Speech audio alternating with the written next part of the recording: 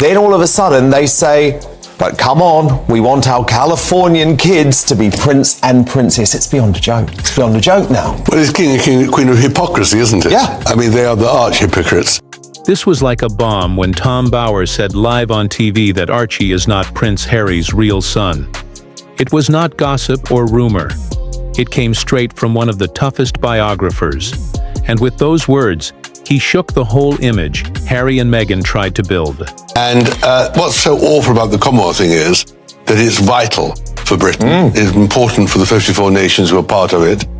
And they have demeaned it by saying that it's all Empire Stroke 2 and the Netflix thing. But of course the greatest... His voice cold and sharp, saying, "The world has been lied to, and we must stop pretending." The words cut deep.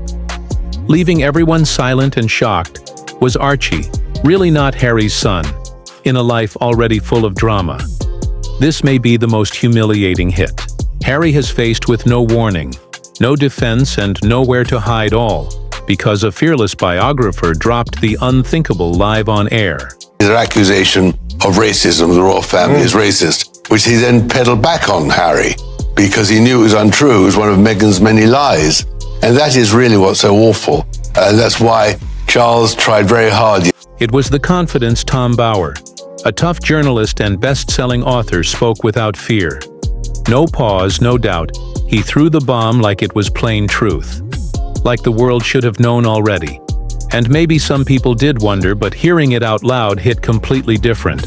That'll save the institution. Well, the problem is it's had none of the pickup as the Netflix series did.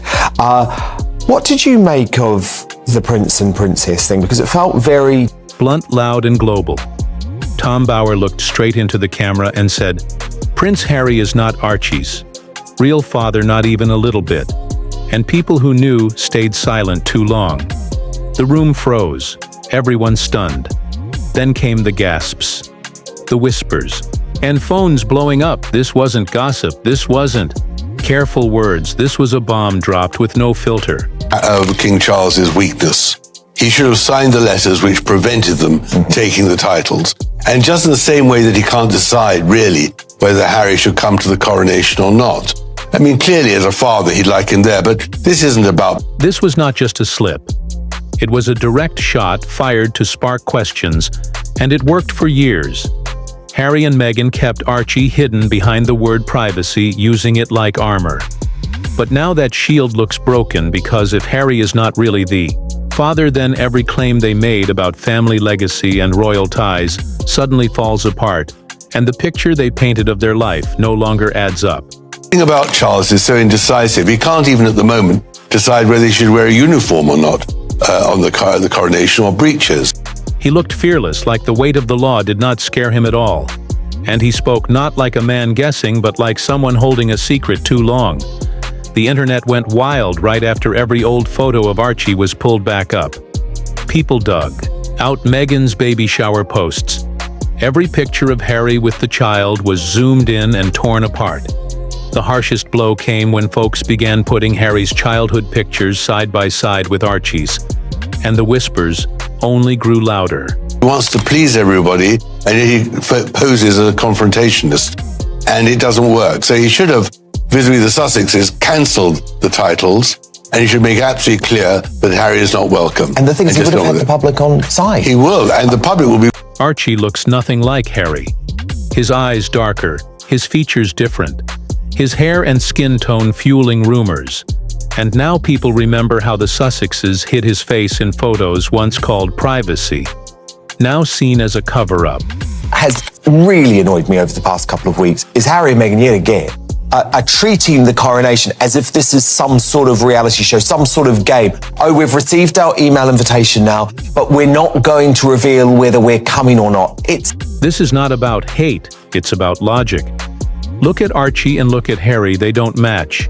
And in a family where bloodline decides power and position, this claim is bigger than gossip if true. It not only removes Archie from the throne line, but also exposes the Sussex story as nothing more than a staged illusion. They shouldn't allow them to get away with it. After all, they weren't even invited to Elton John's party yesterday at the Oscars. Really?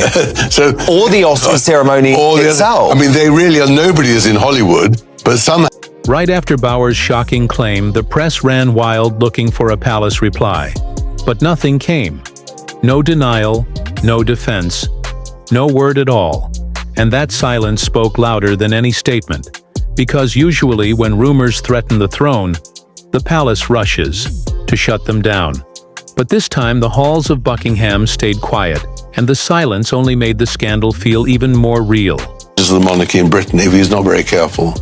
And so what do you think Harry and Meghan are weighing up? Well, they're weighing up how they can always promote themselves. And then they've got to come, though. Well, they haven't got to come, because if they're put in row 54 behind the column, they won't come, and that's exactly what should happen. But No word from the palace. No photos, no mentions, just silence and rumors that birth records never added up, and that Harry himself may have avoided knowing the truth about Archie. Perhaps the most sensational revelation in the book was the fact that the Queen, on, I believe, tell me if I'm wrong, the morning of Prince Philip's funeral, expressed relief that Meghan... And if that's true, then Harry wasn't only battling headlines or paparazzi flashes. He was carrying a secret so heavy it shaped every single move he made. The no-photo rules, the cropped shots, the christening locked away from cameras, the quiet orders to keep Archie out of the spotlight, they all start to look less like parental caution and more like panic. People close to the palace whisper that Harry would lose his temper if anyone even hinted that Archie didn't look like him or the Windsors. And that rage now feels like insecurity more than protection, because imagine living every day knowing the press you hate could be the same press that uncovers the truth you fear most. It paints Harry not as a man shielding his family, but as a man trying to outrun a story that was always going to catch him. And if Bauer's words are real, then the chase is over. The secret is out, and the world is seeing the side of Harry he never wanted to show. Wasn't going to be attended. I mean, that is huge. What does that tell you about Meghan's relationship with the royal family? Well, I think the Queen of that day, clearly under huge pressure, deeply upset and all the rest of it, it came from an impeccable source, just felt she didn't want to have Meghan. They say this might be the one truth that could break Harry completely. And now it's out for the whole world to see. People whisper that Meghan reacted with fire and denial. But Harry just fell apart. Neighbors in Montecito claim their mansion went into full lockdown after Bauer's words, with guards doubled up and no one allowed near the gates. Harry, who once loved jogging outside, just vanished. Insiders even say he smashed his phone in anger, stopped eating for 2 days, and turned his rage on everyone from Bauer to the palace to even Meghan herself. But underneath the fury is something darker. If Bauer's claim is real, then Harry, who already lost his mother, his royal life and his reputation, has now lost the one thing he thought was untouchable: his bond with his son. And that kind of pain is not just public, it's soul-crushing. Diverting attention from her husband and from the ceremony, and knew that if Meghan had come, that's what was going to happen. And I think that then expressed itself again in the Jubilee. I mean, what was really a remarkable story I heard was that, Meghan and Harry were... This whole thing has turned into something much bigger than just a scandal. It is not about privacy or fame anymore. It is about the very heart of who Harry is. And if the little boy he once held up proudly as his firstborn even shares his blood, people are saying the signs were always there. But no one dared to say them out loud until now. Because the truth is, Archie's birth never looked like the births of other royal babies. In the past, every royal child came with full transparency. The world saw the doctors, the hospital, the official announcements, and the proud photos. But when it came to Archie, everything was different. No doctors speaking to the press, no traditional reveal, no genuine access. Instead, there was secrecy redacted, documents, tightly staged photos, and strange gaps in the timeline. And while at that time it was brushed off as Harry and Meghan wanting privacy, now the pieces look very different. Almost like every move was calculated to keep the real story hidden from the public. And the question that is now exploding everywhere is, was this secrecy about protection Or was it about hiding a truth that could shatter the image of the Sussexes forever? To get to the St. Paul's Cathedral deliberately so that they could make their own grand entrance. As they're walking down the aisle, they get to their seats, 9 and 10. They say, well, everyone should move up so they could be on the aisle itself. No, says the usher to Prince Harry, no, you're to sit 9 and 10. Who told you? And now when you look back with Bauer's shocking claim hanging over everything, it all feels less like a family wanting calm, and more like a family desperately covering cracks. People close to the palace whisper that DNA tests were talked about, maybe even lined up, but they never happened. And the reason they never happened might be because Harry himself pushed back hard against it. One senior royal aide even admitted off record that the talks got tense, and Harry made it very clear he did not want to take that step. And when you think about it, maybe it was never about not knowing.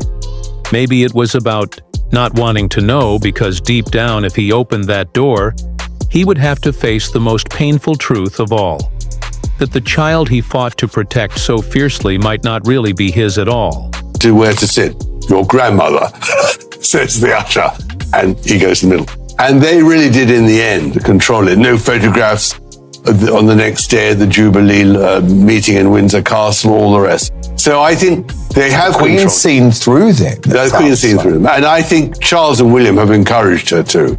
But And the deeper you go, the messier it looks, because if Harry really ignored warnings, then this was never just a personal choice. It became a royal risk, dragging centuries of tradition into the shadow of doubt. Insiders whisper that palace lawyers drafted memos about succession loopholes, citizenship clauses, and the possibility that a child without confirmed royal blood could still hold a title, and every time these concerns were raised, Harry allegedly shut them down. Some say he clung to denial because the truth would break him. Others insist Meghan pushed back hardest, knowing that exposure would shatter the brand they built together and now Bauer's. Revelation doesn't feel like a sudden strike. It feels like the opening move in a war of information carefully staged to coincide with his upcoming book. Publishing circles are already buzzing that the Archie deception will not only name names but also include timelines, documents, and testimony that until now were buried or ignored. And if that is true, then this isn't just about scandal. It's about rewriting the story of the Sussexes and forcing the world to ask if one of the monarchy's most fragile secrets has finally been cracked open.